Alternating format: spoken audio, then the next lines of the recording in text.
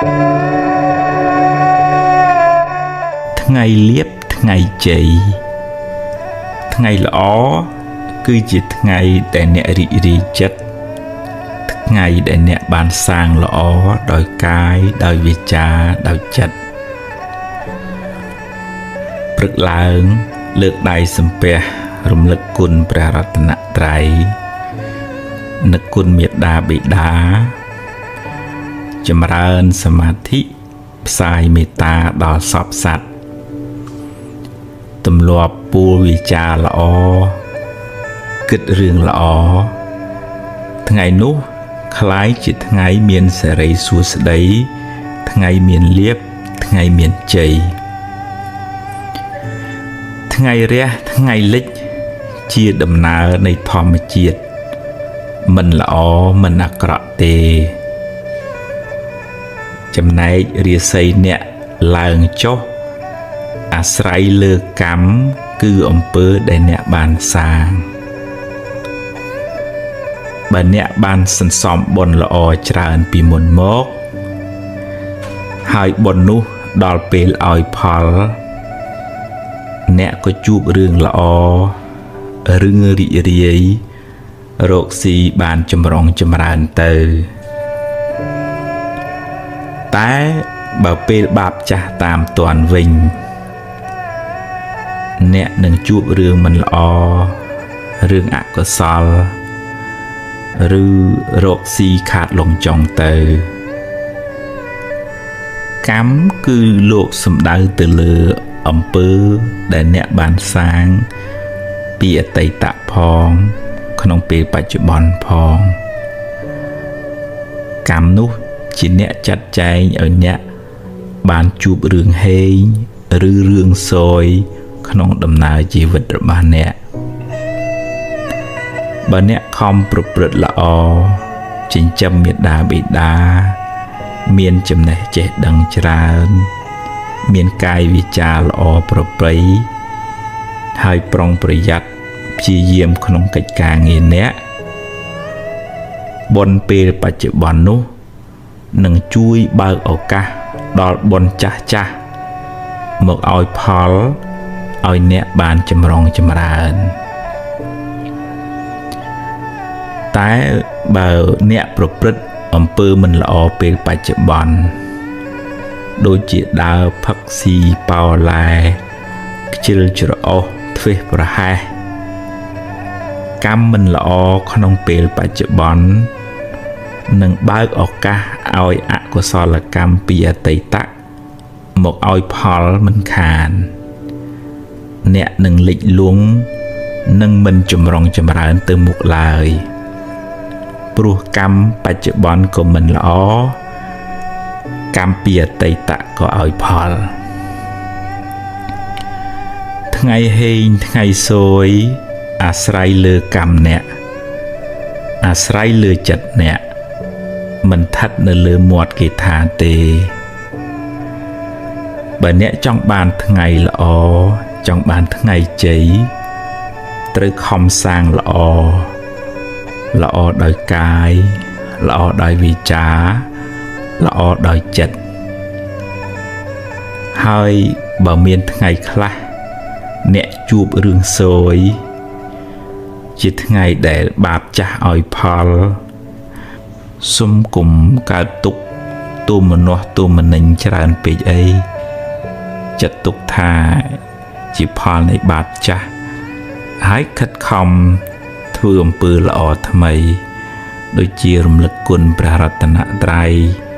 ថ្វាយគ្រឿងសក្ការៈចំពោះព្រះពុទ្ធជាម្ចាស់ជូនទេយ្យទានចំពោះលោកឪពុកអ្នកម្ដាយដាក់បាតព្រះសង្ឃឬក៏ធ្វើអំពើល្អផ្សេងជាការសាងបុណ្យថ្មីបុណ្យថ្មី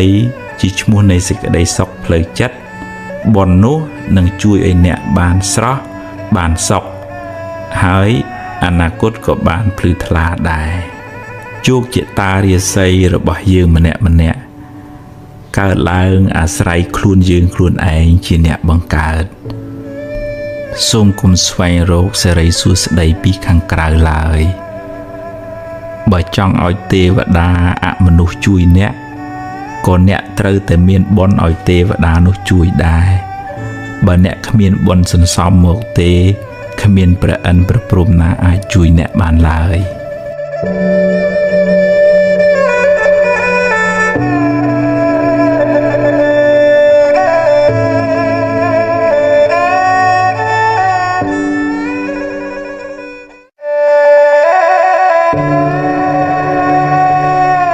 ទ្រព្យគេទ្រព្យយើងក្នុងដំណើរនៃវដ្តសង្សារនេះមិនដឹងថាយើងម្នាក់ជាប់ជំពាក់កម្មជាមួយអ្នកណាខ្លះធ្លាប់ធ្វើបាបធ្វើអាក្រក់ចងពៀជាមួយគ្នាពីជាតិណាមកទេកំហឹងគំនុំស្អប់ចងអាឃាតគ្នាឬបាបកម្មណាមួយសុទ្ធតែនាំឲ្យមានពៀវេរាកំណើតវិលវល់អន្ទូលទៅមកដល់ពេលណាមួយកម្មនោះនឹងវិលមករកអ្នកវិញពេលកម្មចាស់ឲ្យផលអ្នកក៏ត្រូវជួបរឿងមិនល្អព្រាត់ប្រាសឬខាតលងចុងទៅអ្នកធ្វើបាបកម្មអាក្រក់តែម្ដងទេតែពេលកម្មឲ្យផលមិនមែនឲ្យតែម្ដងទេត្រូវឲ្យការគេថែមទៀតត្រូវទទួលផលកម្មនោះច្រើនដងឬច្រើនជាតិដោយសារចេតនាក្នុងការធ្វើកម្មនោះច្រើនដែរគឺចេតនាមុនពេលធ្វើលោកហៅថាពុព្វចេតនាចេតនាពេលកំពុងធ្វើលោកហៅថាមញ្ញនចេតនានិងចេតនាដែលអ្នកធ្វើឲ្យសប្បាយក្នុងការធ្វើបាបនោះលោកហៅថាអបរចេតនាពេលធ្វើអាក្រក់អ្នកខ្លះសប្បាយណាស់ព្រោះវានាំឲ្យបានទ្រព្យធនបានលៀបបានយសឬឈ្នះគេដោយទង្វើអាក្រក់របស់ខ្លួនតែកុំភ្លេចថាការធ្វើបាបនោះមានឧបមាដូចជាការផឹកទឹកឃ្មុំដែលលាយដោយថ្នាំពិសដូច្នោះឯងឆ្ងាញ់ពីដំបូងតែចុងក្រោយត្រូវពុលស្លាប់យ៉ាងណាមិញទ្រព្យរកដោយការបៀតបៀនអ្នកដទៃជាទ្រព្យក្តៅក្រហាយជាទ្រព្យមានពៀមិនសុខកាយមិនសុខចិត្តឡើយហើយជាប់ពៀវរាវែងឆ្ងាយក្នុងជីវិតបច្ចុប្បន្ននេះផងក្នុងអនាគតជាតិផងបាបកម្មនោះនឹងតាមលងបន្លាចអ្នករហូតដល់ថ្ងៃស្លាប់យើងគ្រប់គ្នាគួរខ្លាចបាប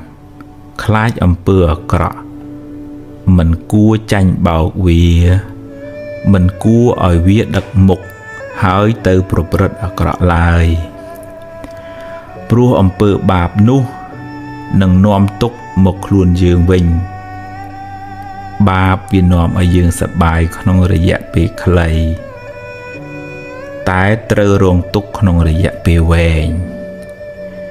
គួរមានស្មារតីប្រឹងរកទ្រព្យដោយសុចរិតមិនបៀតបៀនមិនប៉ះពាល់ទ្រព្យអ្នកណាឡើយបានតិចបានច្រើនជាទ្រព្យត្រជាក់ជាទ្រព្យពរជ័យអ្នករស់នៅដោយសេចក្តីសុខមិនផិតភ័យមិនតក់ស្លុតក្នុងចិត្តឡើយព្រោះគ្មានអំពើបាបមកតាមលងបន្លាចអ្នក